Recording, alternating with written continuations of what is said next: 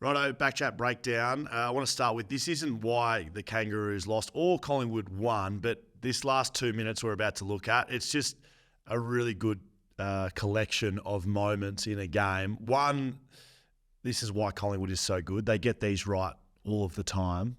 And two, the Kangaroos did pretty bloody well in these last moments. Teams spend hours, weeks on stuff like this, and there's a lot of moving parts. So let's have a look at the last 2 minutes of, I thought, the game of the weekend at North Melbourne, Collingwood. Collingwood have got the ball, 2 minutes to go. They are in kill the game mode, no doubt about it. Kick it wide, as close to the boundary as possible. It's well executed, and a huge mark by Kruger. Now watch this. This is a player hasn't played a lot of footy with Collingwood. He is directing everyone to the skinny side of the ground. This is the mode of play they are in. Conversely, North Melbourne are in the opposite style of play. They need to win the game. So, bang, there's a mark to Core. Look at his eyes. He's looking straight inboard because Collingwood want to keep it skinny. North Melbourne want to open it up. So with 1:34 left, you've got to take some risks. And this is a risky kick, but this is the one that needs to be taken. Correct decision, one-on-one, LDU, Sheasel gets there, and they're out. I mean, that is exactly what you were trying to do as a football club. 1:24 now left. You got players with eyes up, with not much pressure. Now, Collingwood, they've got to press the game here. They can't fold back. They can't allow this player here to run and carry and get it inside. Look at that. That is an incredible press by Jeremy Howe, I think it is, onto Cam Zurhaar. Good enough to get through the first tackle. But right there, he's given the handball. He's got Curtis, I think, on the 50, which is probably the right handball. He's given it to Scott and he's right. Collingwood behind the footy are actually one-on-one. They've set up well. They've got a player pressing here to the free player, and they're one-on-ones ahead. Now, you'd like an extra probably as Collingwood, but they don't get that. But a missed handball here from Zurhaar. That's just the little things that the best sides execute, and we're going to see another missed handball in a little bit. Hit that handball and you're probably out. Let's have a look at this stoppage. 1:10 to go. Collingwood want one loose. You don't want to sit too loose behind the footy in this circumstance, because too loose behind the footy means probably a loose at the stoppage for the Kangaroos and probably a loose in a dangerous position, perhaps out here. If we look ahead, Quayner's loose, and then I think they got Jeremy Howe set up loose as well. Look how quickly Quayner identifies the fact they don't want that second loose. He is coming in hard and fast to the two men here. One's Wardlaw. They don't want that loose sitting there. Quayner, great defender, but great execution of not having two behind the ball. They actually win this, Collingwood. It's exactly the kick they want, but well done again to Cobden. He marks and looks inside. Doesn't quite have it, does he? There's a 2-on-1 there, but perhaps he could pull it over the top. Going to be a difficult kick. Again, Kruger executing his role pretty well. He's left Aiden Core, who's right here. He's going to the most dangerous. It stops that kick, but Charlie still finds a pretty good one. Takes some ground, gets it to within 80 from goal. Scott's right next to his bench. They are screaming at him, get it in. Now, this kick here, it's a good one. Again, there's not too much to criticise for both sides here. Instead of going close to the boundary, he pulls it inside. He wants a contest, and he wants the ability for his team to go and score from it. Big contest, massive defensive moment from Maynard there. LDU, who's big. That handball needs to hit, right? If Luke McDonald gets it on his left foot, he's either one, having a shot, or two, lacing someone out with Collingwood trying to put pressure on him.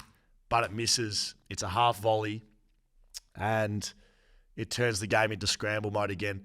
But again, there's 45 seconds left in a 120-minute game. There's going to be errors. Collingwood, good. Dacos, good. You know what's coming. That is a mark. It's been called by the umpire a mark. Still side bottom. And McCreary pressing the mark. Is this a free kick? Is this a 50-metre penalty? It certainly looks like it to me. The umpire top of screen calls it a mark. You got Kangaroos players asking. Look at it all over the ground. We got Cherry, we got Curtis, we got blokes in the goal square asking for a 50-metre penalty. But it's not given, so smart play by Scott. He plays on. This is the last roll of dice, 38 seconds left. Top of the goal square, this has got to go. If you look at it there, it's pretty easy, but Maybe he's got Cherry open right at the top of 50 there. A couple of free players. I think Wardlaw's the other. They want it. Could he have pulled it there? Maybe, but Maynard again in a great spot. And this is, again, why Collingwood's so great. There's no loose here. There's two Kangaroos players out the back, but they're going to get this done in the air. Big pack contested situation. Big Toby Pink could have gone up and grabbed it, but it's play on. This is desperation here. Collingwood, Dusty Tucker on his left. Can't quite screw it around the corner. Maynard again. I mean, he was big, wasn't he? All right, last one. Let's look at this stoppage. Right now, ball's in the air, about 1 second from hands.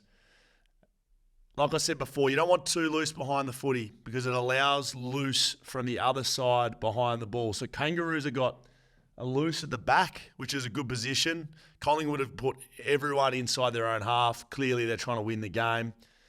The only other loose, I think Collingwood have got two loose down here. Maynard and Howe, right at the back of the stoppage, right where the goalpost is. And the Kangaroos' other loose then is Zach Fisher. He's right at the top of the play right here. You can see him. The reason why that's relevant and the reason I'm talking about the two loose behind the ball is because situations like this happen. Now, I'm not being critical of Collingwood because like we've just seen, they've done almost everything right. There is no time left in the game. One of the biggest comebacks in history. You're not going to get everything right all the time. And even though structures are there to be tried to be followed, actions override structure in this situation. So if you don't get your structure right, you still need to fix it because it doesn't matter you got it wrong. You still need to win the game. Let's watch it. Ball goes up. Try to flick out the back by Cherry. Pretty good by Collingwood. They want to keep it in close. North Melbourne want to flick it out. They do. Sheasel has a chance. Darcy Moore, the captain, very good. Ideally, this ball stays in loose, but because of the new interpretation by umpires, Harrison feels like he needs to get it out. LDU hits that one to our man, Zach Fisher, loose at the contest. There's not much you can do other than try and smother this ball. Collingwood try to, but they get a shot, a chance to win the game, and that shot says it all. Really good from both sides in the death. Kangaroos trying to win it. Collingwood set up to try and defend it. But Zach Fisher, hands to face, is how this one ends. There's a kick out late with 3 seconds to go, but nothing happens. That is how it was won and lost. Not the reason why the game was won, but we see why Collingwood's such an incredible side. Every player to a man is drilled in these situations. And although the Kangaroos had such a big lead, I thought this result was inevitable. And they get it done with Zach Fisher unable to get the kick through the goals to win the game. Hopefully you enjoyed the BackChat Breakdown. Join us over at BackChat on our other podcast during the week.